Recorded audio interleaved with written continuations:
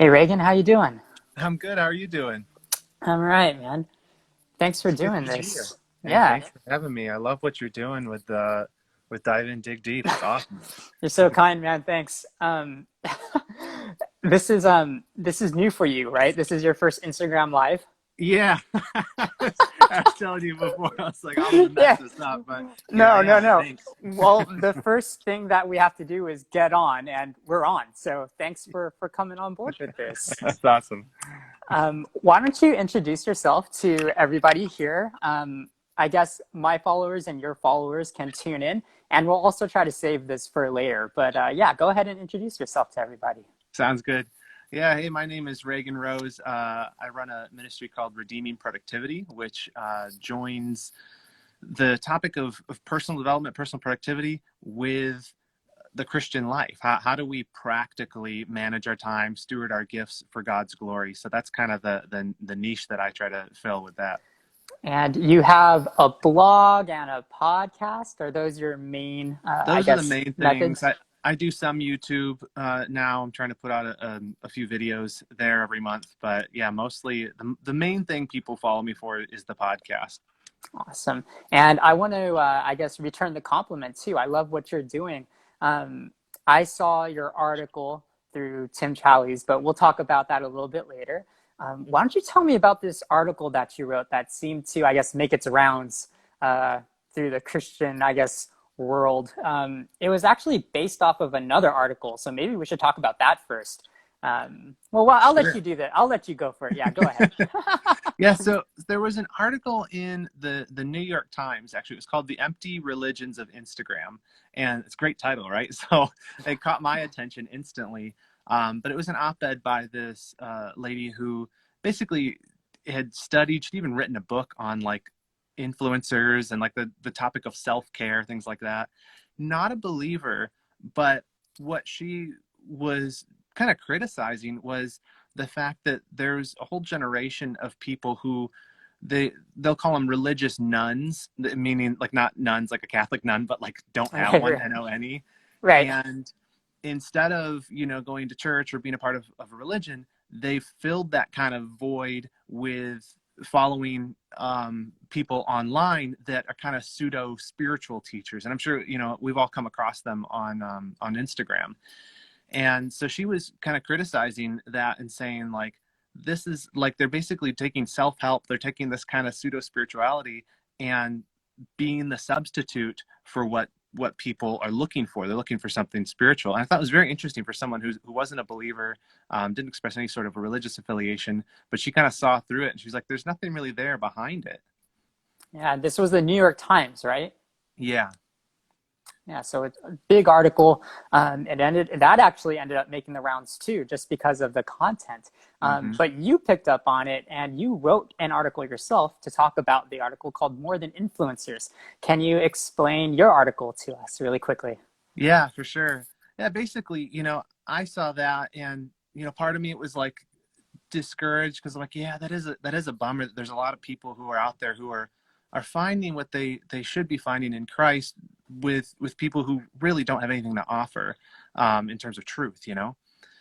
But another part of me was like, why are there not more people, more Christians producing content and acting sort of like these influencers and flooding the internet with really really good stuff that's solidly grounded in the Bible that shows people truth and proclaims the gospel in the name of Jesus Christ. And so that's kind of the whole point of my article is I was trying to rah people. I'm like, hey, more people do this. It's not that hard. You can do it. Hmm. And I guess was that like the main impetus behind you wanting to write about it? Like, did you really want to rile people up and really move everybody to do it? Like, what was the reasoning behind you wanting to put it into words? Yeah, I think that it is like I do want to see more of it. I mean, I think a big part of it too is I'm thinking that way. Like I'm like trying to do that. I'm sure you're thinking. I'm sure that's probably one of the reasons that resonate with you is you're trying to do that. Is Definitely.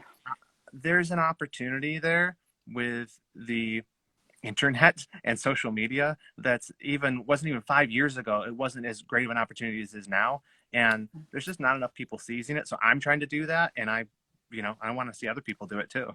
Yeah. And I really am thankful for you going on to talk with me about it because I want to hear a little bit more of your insights into some of the words that you used in your article. I have a sentence here that you wrote. You wrote, I abhor the term influencer.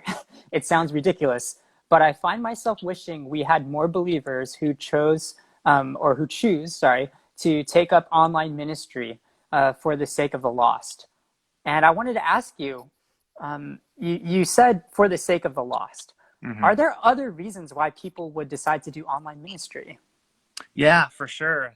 I mean, definitely a big thing is like trying to find ways to show people what a Christian life is like, to show them, to teach them the gospel, explain things like that. So there is reaching the lost thing is important, but there's also having an influence with people who are believers. And there's I don't know if you could call it a discipleship type component, but like that's something that I think you and I probably share. Is my content is mainly targeted towards people who are Christians, and I just want to help them become, better stewards of their lives. And I know your stuff, you're showing people good books, good Bibles, and resourcing believers so that they can be better equipped to live their lives. Yeah.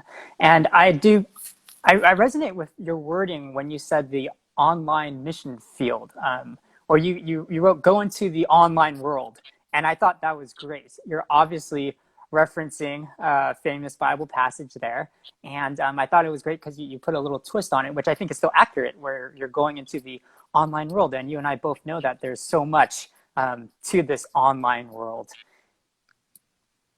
Yeah, I mean, think about like if you read through like Acts, I think in Acts 17 you see the Apostle Paul, like he's going to these different cities. He's trying, they're trying to share the gospel with people for the first time. And I think what's interesting is you notice this pattern is, where do they go? They go where the people are. They go to the synagogues, then they go to the marketplace. Paul in Athens, like he goes to Mars Hill, and he goes to where the people are gathering, and they're trying to reach these people with the truth. And I just asked myself, well, where are the people? We're here. We're on our Mm-hmm. phones like 24/7, for good or Mm-hmm. for ill. That's Right. just Yeah. reality. We're on our phones. And so if you want to reach the world for Christ, you reach them through the internet. That's not to I think in-person ministry is superior Mm, in almost every way that we should mm, send missionaries. But mm. if we have this opportunity and such low-hanging fruit, let's use it. Yeah, and I love how you said low hanging fruit. I actually listened to your most recent podcast, and you did mention that a lot of the tools that we use, a lot of them are free. I mean, Mhm. obviously there are some, tiers where you can pay for things, Sure. but for Instagram, this doesn't cost me anything to use. I don't Yeah. think you're paying for it either. So yeah, No, I mean, we I don't have a definitely fancy agree with you. equipment. We just have phones, Right. right? I mean, I want to pick up on another sentence that you wrote on your article. You wrote, what I mean is that we live in an era where a regular individual is able to have an outsized influence over the thinking of vast swaths of people without the requirement of going through traditional institutional gatekeepers. Now, I loved this sentence personally. Can you elaborate a little bit on that about what you mean? for sure.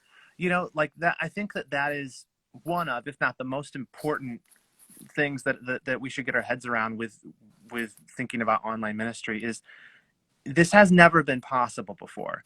It used to be, say you had a message you wanted to get out there, you wanted to, show someone some angle on the Christian life or explain something in a unique way. Well, typically you'd have to go through a publisher. And I love books. I mean, I know you do, but they functioned as a gatekeeper. And there's good things to that, but there's also bad things to that, because then you got to find an agent. Typically, you got to go through this whole process. What's amazing right now is you have permissionless access to the masses. If you have the truth, you can talk good, you can create good graphics, you can do things like that, and you are persistent with it, you can gather an audience with no one having to say, oh, we don't want to do that, or that's not going to be profitable for us, so we can't. You know what I mean? There's all Yeah. these barriers are just gone. You can pick up your phone and start today. I want to talk to you about some of those gatekeepers. And I know I don't think you mean to use that term in a negative sense. But the truth is that there are online ministries, and I want to ask you how are we supposed to think about online ministries, and where do they fit in your, I guess, paradigm or your view of this online mission field? Yeah. Yeah. I mean, I love online ministries. I don't know if you know this. I came out of Grace to You. So that's John MacArthur's ministry. I served there as the director of digital platforms for several years. And so I have a great affection for online ministries that are kind of like bigger, like Desiring God, like Grace to You, like Mm-hmm. Ligonier, Gospel Coalition, things like that, Mm-hmm. where those are kind of like the granddaddies of online ministry, because most of them started doing something else. They were in publishing or they're in radio, and then they Right. just like very naturally internet ministry became possible, and they just blew up on there. um, I think those are great. I think we should support them and definitely utilize their resources and keep them going. I just think there's an opportunity now that didn't even exist when those ministries came up, because the reason they exist is that they had an existing base, they had donors, they had all this infrastructure that you needed to reach people. But now you don't need all of that. There are, I think you're kind of getting at this. There are some negatives to not having gatekeepers, and that is that anybody can get on here and they can. I mean, as we saw, like we were talking about that article, the people, they're kind of the pseudo spiritual leaders, but there's a lot of bad Christian ministries putting stuff out there that's not true, that's kind of inaccurate. And so I think that's kind of the danger to not having some sort of gatekeeper. Yeah. Hey So Joseph, I know Joseph. I see you down there in the chat. Amen. I want to let's talk about that. Let's talk about the individual person that wants to go into the online mission field. Should there be some sort of theological training? Are you encouraging every person who has access to the internet to do this? Yeah, I want to hear your viewpoint Yeah, on this. no, that's such a great question, man. I Let me try to answer this carefully. So, one, I think of James, the book of James says, "Let not many of you become teachers." Mm, Why? Because you will endure a stricter judgment. I think whether you stand in a pulpit, lead a Bible study, or come on Instagram live and seek to proclaim truth, God's truth, and be a mouthpiece for Him, ooh, you better, think about that. You better think mm, about what you're getting into and take that seriously. So, mm, absolutely, that's important. And also, we see, like in Colossians, it talks about that we should be admonishing one another and teaching one another. And, this is in the context of believer to believer. And so there is a type of teaching to other believers that happens that is important and good. And it doesn't mean you have to be like seminary educated. You're just a Christian pointing people to the word. mm, And then the third thing I'll say on that is just every believer is called to share the gospel. So if you're coming online, you're telling people about the gospel of Jesus Christ, go for it. mm, But definitely don't take it lightly, I would say, mm, in the mm. spirit of James. I appreciate your biblical answers. It sounds as if they're not just making this up. You're trying to ground your points in truth, and I really appreciate that. I really Thanks, man. appreciate that. I want to talk from the consuming standpoint now, because we're talking about creating content, right? Mm-hmm. But if we're on the internet making stuff, we're also intaking stuff too. Most of the time, it's not a one-way street. I mean, I know I can just do it one way if I wanted to, right? I could Right. just post and then sign off. But a lot of influencing, it sounds like what you're talking about is like interacting with people and Mm-hmm. maybe answering questions or even maybe building communities. So I want to ask you, as a consumer, I guess, how should I follow people on the internet, whether they're influencers or not? And how should I just have discernment about who to Yeah. follow? Yeah. Well, I think that's the key word right there. I'm glad you said it, discernment. Like you you should be careful about who you follow. It's actually it's funny. This is like a something I rant about from time to time in general, but like social media is only as big of a cesspool as you let it be. And what I mean by that is that you have power to curate your own feed.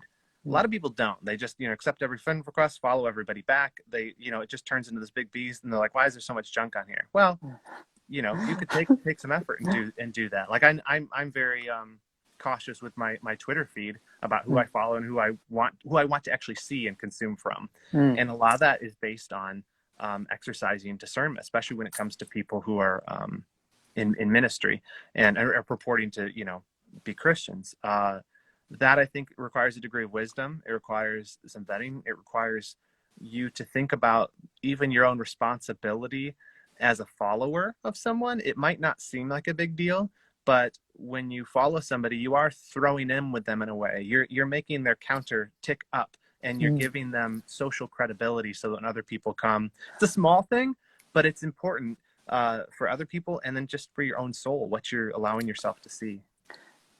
That's a great point. I don't think you talked about that in your podcast. You made some great points there. I want to talk about the church though. Okay, because we're talking about following people and either putting stuff out there or consuming stuff. Where does the church fit into this? I think it's implicit in your article, but you didn't actually say it. But why don't you just let people know where you're coming from? For sure. Yeah, I'm glad you asked that, because that is absolutely. I actually wrote another piece on that. It hasn't been published yet. It's going to be published in another publication. And I actually just got off. I was doing a podcast interview with somebody else where we talk about that specifically. Okay, nice. And so that'll be coming out. So I have been thinking about that a lot. In the primacy of Christian ministry is placed on the local church. Jesus said he was going to build one institution, one organization, and it was the church. He said, "I will build my church." That is where he has set things up, where we hear the preached word, where we fellowship with other believers, all of that, and where you have spiritual authority exercised by the elders of a local church. And so I would warn people who are interested in this about just running out and trying to, become a Christian influencer on your own without talking with your pastor, without talking with your church, without talking with your elders, and seeing how they feel about it, what they think, have them affirm your gifts or, say, hey, maybe you shouldn't. That's one aspect of it. And then the other is that I'd love to see churches doing way more stuff online, way more stuff, outreach efforts through online, not just live stream, which is great, not just, doing their social media feeds to tell people about events coming up, but like using the people in their church and rallying them together to reach folks online.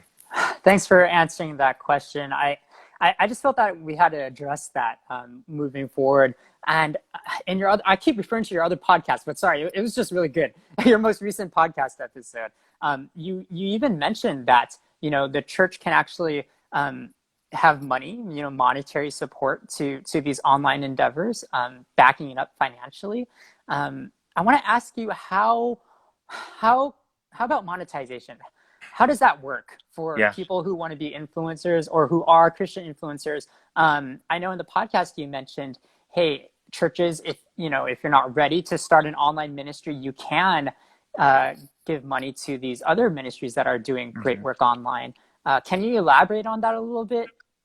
Yeah. I kind of, in my thinking, I couch this under the idea of the online world being a mission field. And I think, well, how does the church treat missions in the world, the physical world? Well, we send missionaries out there, and we help to raise money and to support them so that they can give themselves fully to reaching these people. There are people in our churches who have specific skill sets and believers who have a specific ability to reach people online in a mission type way that I just think we haven't thought far enough down that yet about how can we make that something that's sustainable for them, and that would also kind of help solve, to me, the issue of doing that under the auspice of a church, doing that under the authority of elders, and not just have a bunch of rogue people online. So there's that part of it, and then but I think monetization in general is kind of tricky. I mean, it's tricky for anyone, like even secular like influencers. Like that's the big thing. How do they monetize? I mean, typically it's going to be like brand deals, or you're selling something of your own, or and I don't think there's an issue with that, but that can get sticky quickly. And I know that, I mean, that's a nut that I've tried to crack and think through. How am I going to do this responsibly? How am I how do I make money doing this without like compromising or making it about the money? You know what I mean? I'm sure it's stuff you've Yeah. thought about. I'd be curious your thoughts on it, Yeah. honestly. Well, I I want to ask you, and I think it's okay to be upfront with this, but you have a Patreon, right? Yeah, yeah, Yeah. yeah. And so I mean, I think it's important because you obviously need to make a living. Mhm. But you also mentioned that you had, you know, you did work in this space before too. Yeah, I think it's important that we also recognize that the internet is always an ever changing thing. You know, I mean, Patreon's one way people have been doing it, but you know, Substack is sort of like right. Yeah, newer paid these days newsletters, too. huge. Yeah, Uh-huh. I think this is something that you and I both need to think about and explore a little bit more, and I'd be happy to connect on it again. Yeah, I was But gonna say I it'd be love your interesting to do a whole thoughts. chat just on this Yeah, because right. Yeah. it really is. It's kind of a niche thing. Unless you're like trying to do this, you don't realize how complicated it gets because there's a million ways to monetize. And I think it will probably look a little bit different for Christians. Like I don't think there's an issue with doing like a brand deal, for example. I've done Mm-hmm, stuff like mm-hmm. that, sponsors on my podcast, but like it gets hairy kind of quickly about who you're supporting Right.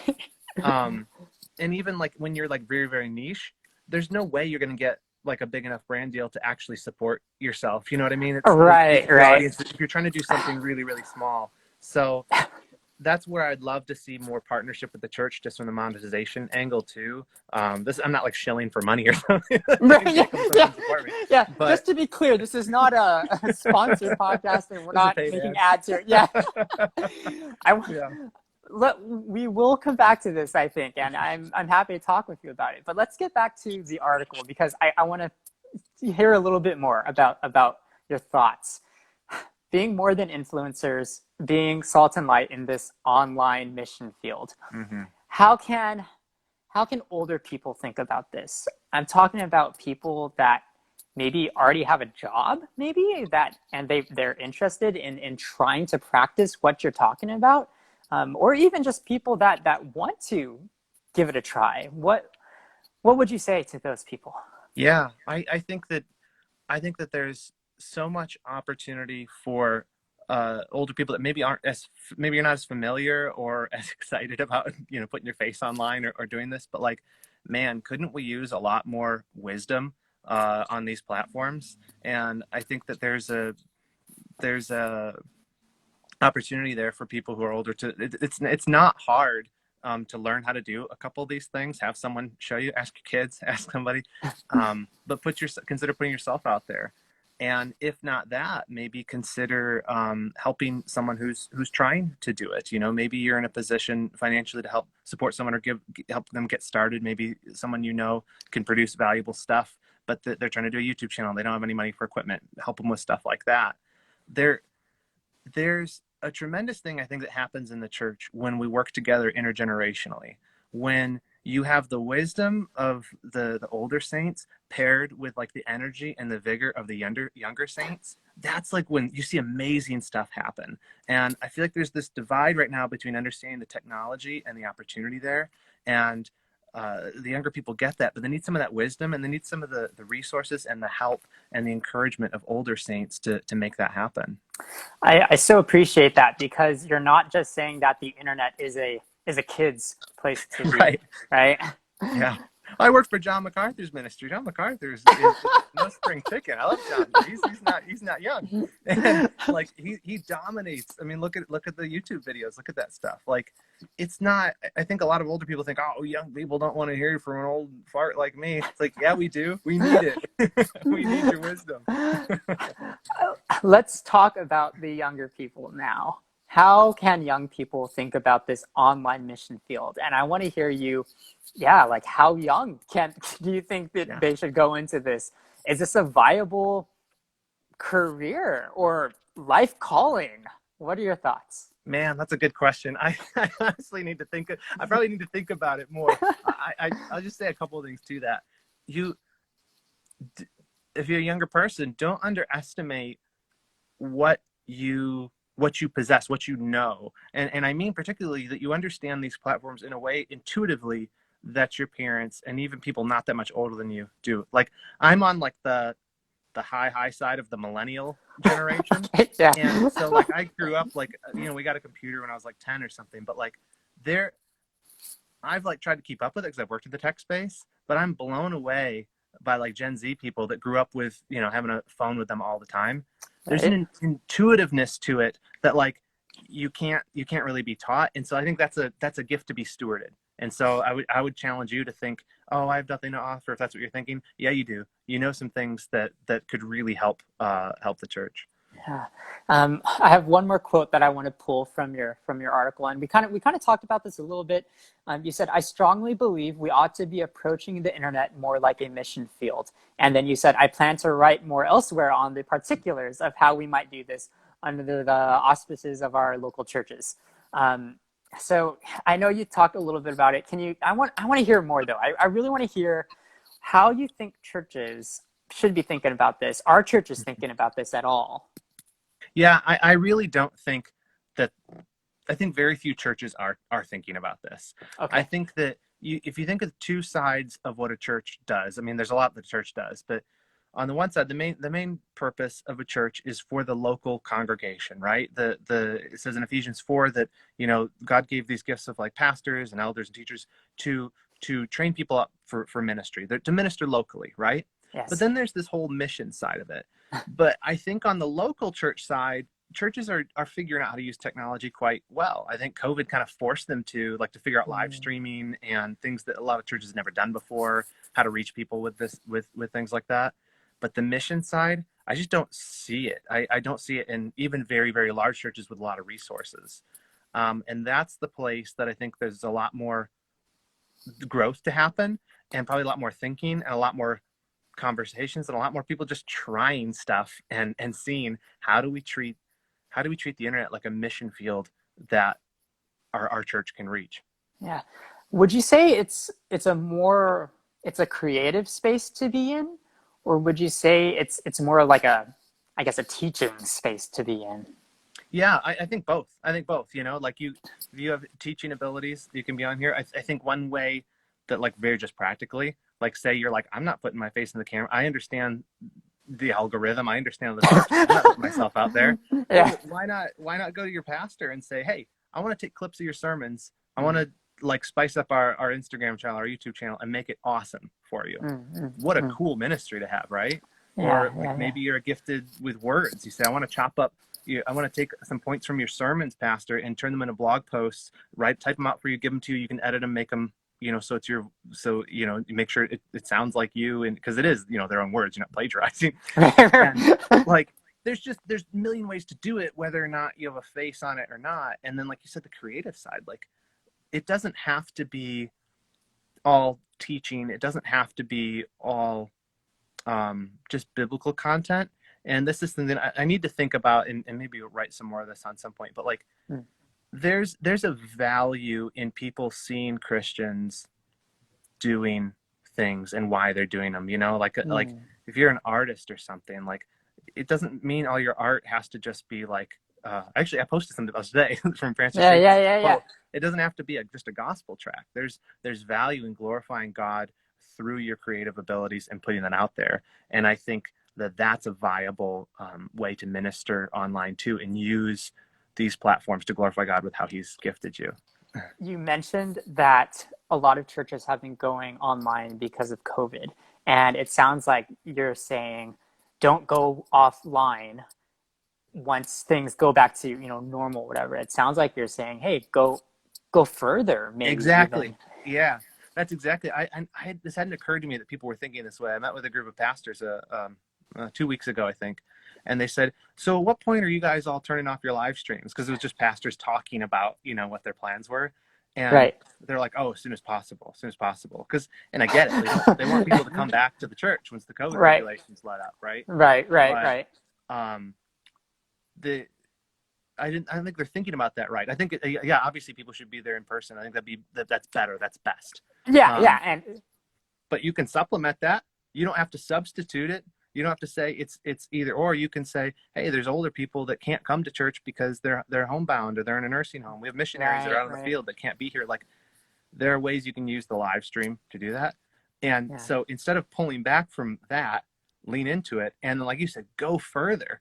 Mm, Don't say, okay, now we're going to go back to normal where we don't think about internet technology at all. Don't do that. mm, Open your mm, mind, mm. have a bigger vision about how you could utilize it even more now that it's been started to be cracked open. There was something I don't know if I read it or I heard it, but there was somebody that said that, oh, the church is finally going online and reaching the people that weren't able to come out to church pre-COVID.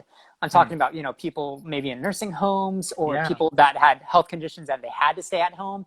And now the church has finally like accommodated them, I guess. Yeah, And I guess we can keep accommodating for more people in this way. exactly. And that, I think that's an amazing thing. I think people think about the negative side of it, and pastors, it's a genuine concern. Like, you want people, if they're able, if they're healthy, if and with this COVID stuff calming down and people not being concerned about that, like, you want them there in person. So, but I Yeah. think that's more of a shepherding issue than it is a technology issue. Don't cut Mm-hmm. off the technology because people are thinking wrong about church. Help correct their thinking. That's kind of what you do as a pastor, Mm-hmm. and, Yeah. and try to lean into the technology and think about the opportunities you have there. Reagan, I got to keep saying this, but I appreciate how much you're championing the church still, and despite all of this, talking about the online world. That's the bride of Christ. I love the church. I love Jesus' bride.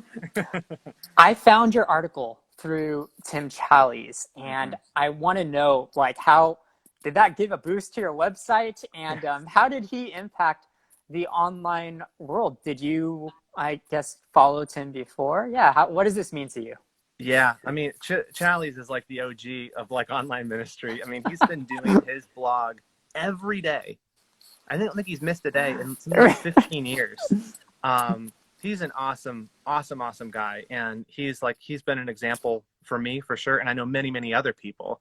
And yeah, it definitely gave me a boost. He's been a good guy. He's become a friend over the years because he's been. I wouldn't probably have nearly half of the people that follow my stuff, except for that over the years he's shared my things from time to time on his a la carte roundup, Mm. and I think that in itself is an awesome example too. Is like, you can be an online curator.